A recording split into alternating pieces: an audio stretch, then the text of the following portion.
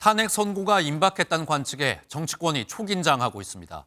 국회팀 장가희 기자와 더 자세한 이야기 나눠보겠습니다. 어서 오십시오. 장 기자, 일단 저희가 앞서 리포트에서도 전해드렸는데 이 탄핵 심판 최종 선고가 이번 주 금요일에 나올 거란 전망이 우세한 상황입니다. 네. 지금 여야 대결 수위 그만큼 더 상당해지고 있는 상황이죠. 그렇습니다. 이 양측 모두 막판 여론전에 집중을 하고 있긴 하지만 방식은 좀 많이 다른데요.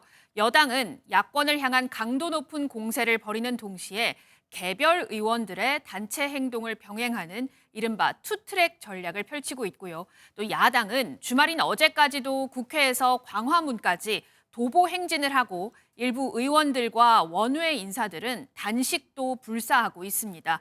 얼마 전 초선 의원인 민주당 박홍배, 김문수, 전진숙 의원은 대통령 파면을 촉구한다면서 삭발을 하기도 했습니다. 그야말로 끝장 투쟁을 택한 겁니다.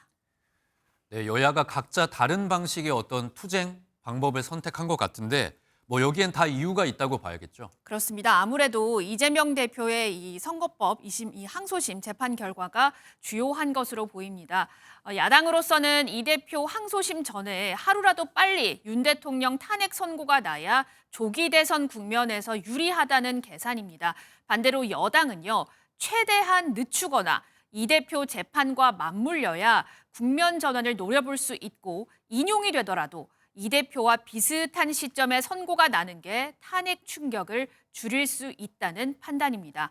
탄핵 선고가 늦어지면서 계엄에 대한 인식 변화, 그리고 대통령 구속 취소, 감사원장 탄핵 기각 같은 이 사법 변수도 여야 셈법에 영향을 미치고 있습니다.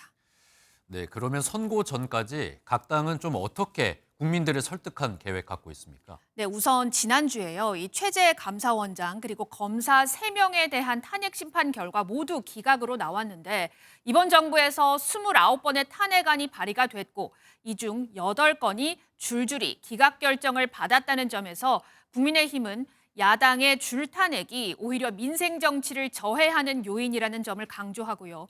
또 일각에서는 비대해진 입법 권한을 견제하기 위해서 대통령이 비상계엄을 할 수밖에 없었다는 점, 또 공수처 수사권 논란 등을 호소하면서 기각을 주장합니다. 반면 야당은 국회에 군을 동원한 건 명백한 헌법 질서 침해라면서 탄핵 선고 기각 결정이 난다면 그 이후 국면에 대한 공포심을 자극하고 있습니다.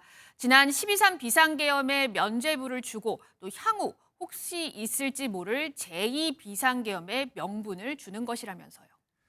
네, 이번에는 여권 상황 조금 자세히 알아보겠습니다. 탄핵 심판 선고가 임박하면서 여권 잠룡들의 행보에도 영향을 좀 받는 것 같습니다. 그렇습니다. 사실 지난 8일에 대통령 구속 취소 이후에 별다른 움직임은 좀 없었는데요. 오세훈 시장을 제외한 탄핵 찬성 잠룡들은 이번 주 일정들이 속속 잡혀 있습니다. 먼저 한동훈 전 대표 북 콘서트 이후 엿새 만에 공개 행보에 나섰습니다. 통합과 치유의 시기라는 말씀을 많이 해오셨고 제가 그 말씀에 너무 공감해 왔습니다. 그 마음으로 좋은 정치 해보겠습니다. 네, 안철수 의원도 오늘 이명박 전 대통령을 예방할 예정인데 여권 주자로서는 4번째 회동이고요.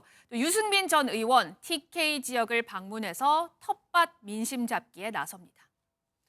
네, 한동훈, 안철수, 유승민 여권 잠룡들 이야기해 주셨는데 다른 주자들은 어떤 모습 보이고 있습니까? 네, 우선 또 이 책 출간을 앞두고 있는 오세훈 서울시장 그리고 홍준표 대구시장은 출간 시기를 선고 이후로 미루는 것으로 알려졌습니다.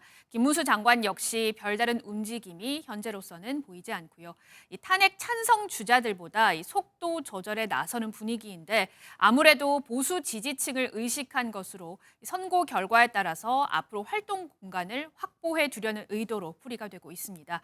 국민의힘의 한 의원은 탄핵 찬반을 두고 입장차가 여전하기 때문에 주자들의 행보도 엇갈리지 않겠느냐 이렇게 언급했습니다. 네, 오늘 말씀 여기까지 듣겠습니다. 지금까지 국회팀 장가희 기자였습니다.